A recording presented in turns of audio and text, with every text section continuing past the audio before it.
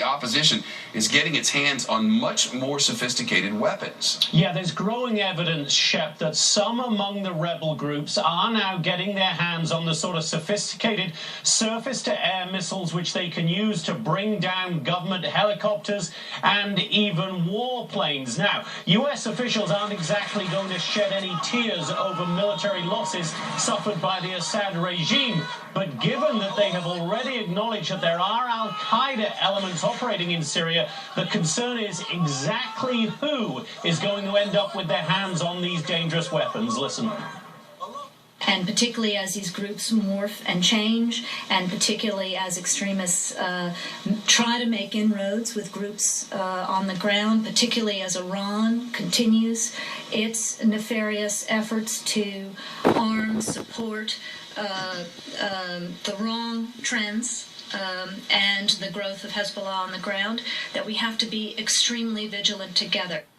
It's all part of the dilemma of Syria. Who and what will ultimately replace President Assad, Shep? We report daily on the deaths in this civil war, Jonathan, but of great concern now, the somewhat mysterious disappearance of thousands of more people.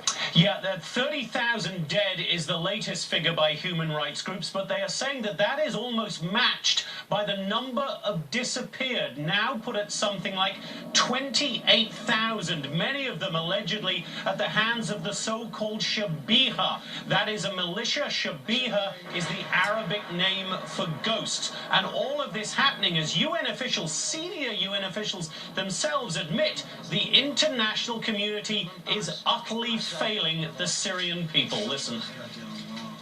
By remaining divided, the international community is enabling continuation of the suffering and helping create the circumstances for a wider regional conflict. Now, the United Nations peace envoy Lakhdar Brahimi will travel to Damascus in the next few days, we're told, to present a new peace plan and ceasefire proposal. He may be the only person who has any hope of that ceasefire actually taking hold. Jonathan Hunt tonight in New York City. John, thanks.